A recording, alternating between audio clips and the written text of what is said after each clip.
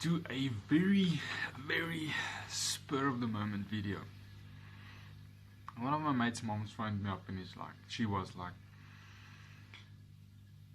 the baby of the house is graduating now almost, and it is time to pick a career, and he wants to be a autolic. So, to be or not to be a autolic? So obviously she asked, what type of person should you be? I was like, alcoholic, chain smoker, he's sorted. Didn't think I was very funny.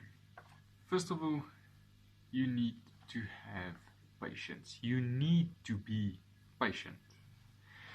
You will have to be able to sit hours and hours on end sorting out one problem.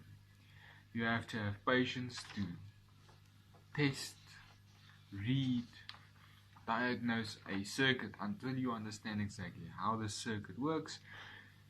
Because how are you going to repair a circuit or a system or a structure if you do not understand yourself how it works? Secondly, you need to be resourceful. You have to be resourceful. You have to be able to think on your feet. Think inside the box, think outside the box. Think inside the box while redesigning the outside of the box without thinking outside of the box. It sounds complicated. It is complicated. But you have to be resourceful. You have to be able to diagnose a problem, understand a problem, dissect the problem, and fix the problem. You will be asked to sort out a problem that the customer won't even know that there is. You'll be asked to design circuits. You'll asked to design procedures. If you're not resourceful, you're going to struggle. It's not impossible to be a autolic but not be resourceful. But I promise you, it's going to help you a lot to be resourceful. Thirdly, you have to be hardworking. I don't know where this myth comes from that we don't work hard, or we don't work heavy, or we don't work dirty. It's BS. You're going to work hard, you're going to work heavy, and you're going to work dirty. The last few years I've noticed a turn in the trade where autolics are being used, more and more used as diagnostic technicians, and they are more and more trusted to do work like, for instance, injectors. A unit injector, is it the diesel tech's job to take it out or yours? You don't just diagnose it and then leave it. I like to see my jobs through to the end, so I will do the mechanical work as well. Also, under this category of working hard, you'll find one of these knuckle dragging, spanner swinging people. Be busy with a truck for the whole day. 20 minutes before clock out, will come to you and say, I quoted some time for you here to fix reverse lights. And you'll have to fix those reverse lights because you quoted it and the customer gave go ahead and the customer already paid for it. And he's got a load. He's booked for cross-border. You're going to work hard, you're going to work late nights, and you are going to have to be hardworking. Then she asked me, what type of environment does a auto electrician work in? So is it hostile, stressful, and constantly under attack? I also didn't think I was funny. You're going to work in a stressful environment.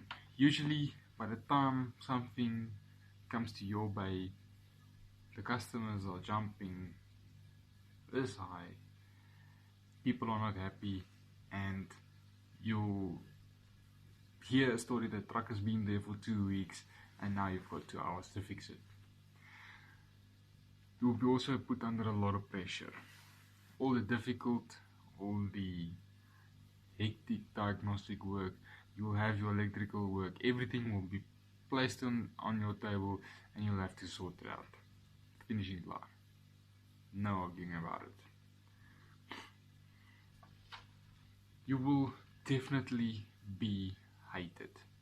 I remember the first time I walked into my shop and I'm the new Autolek. I was hated. I mean, it's not as if they were competition for me, but they hated me. Like, they could compete at my league. That was just a joke.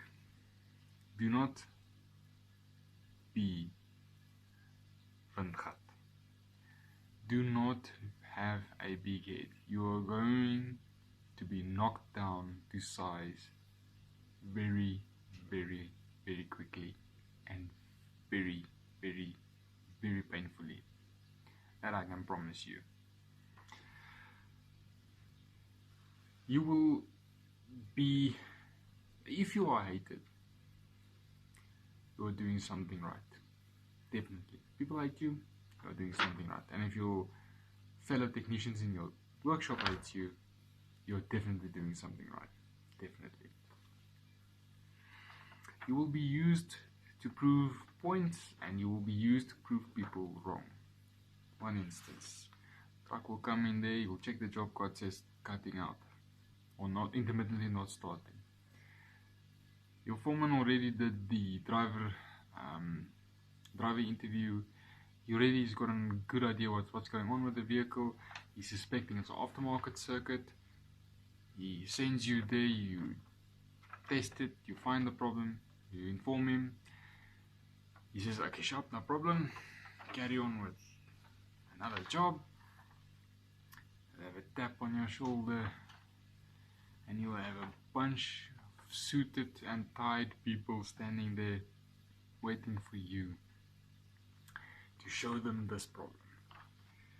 You'll then proceed to the truck, you'll show them the problem. It's on your system. You'll be hated again. You'll prove a point, but you'll be hated again. You will be expected to perform miracles. And this is a definite big one. You will be expected to perform miracles. So at this point you are sitting there thinking, there is no way I'm going to become Autolek. That's not going to happen. That's too stressful. There's too many cons. I've not heard one pro. So let's do the pros. Let's do the pros. Job satisfaction. I can guarantee you there's no other trade with the same amount of job satisfaction I get. You will hear a story, you'll see a truck and hear a story of this truck has been to all the shops in the neighborhood. They couldn't fix it. Half a day in your bay. Rolls out of there, absolutely no problem. Fixed. Let's come back to this previous list. You will be hated because you will be classed with the best in the business. You will be used to prove points and prove people wrong because you will be regarded as one of the best. You will be expected to perform miracles because you will be able to, and you will be ranked among the best in the business. To be or not to be an Autolek, I say to be. Definitely to be. Now let me give you some advice that I gave this auntie today. You have to start off with a 5-year plan. Your first 5-year plan should be to qualify, gather knowledge, sort out the toolbox.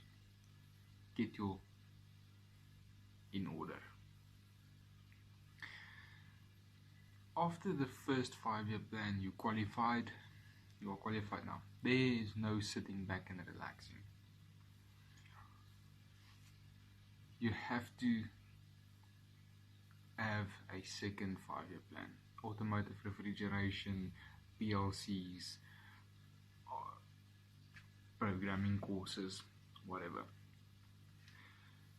My second 5-year plan initially was to become one of the best in the business, one of the best in my OEM group.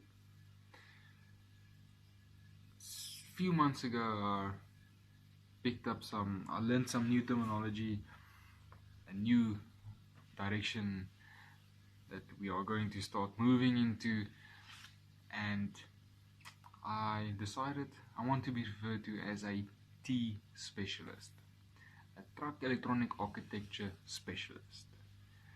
How I'm going to do that, I'm not 100% sure yet, but I'm going to give it my all.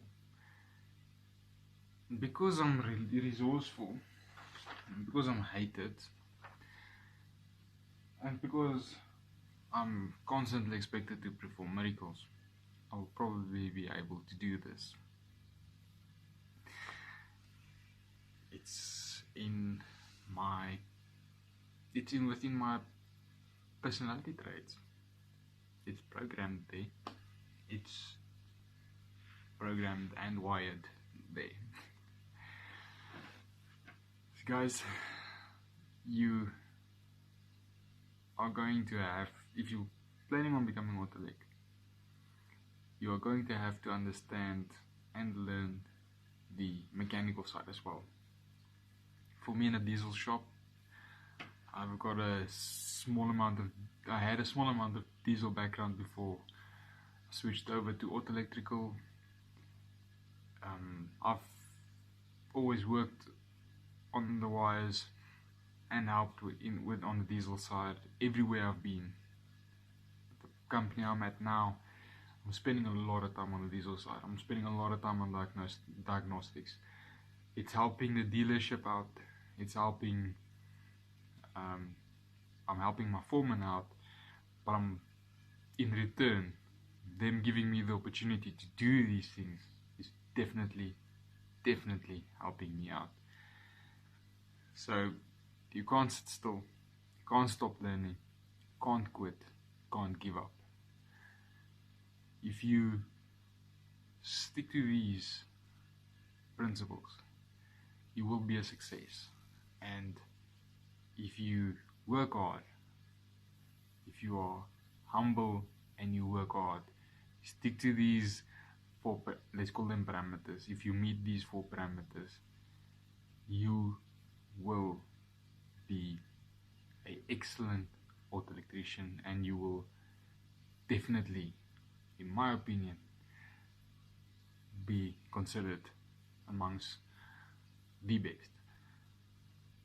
In my opinion,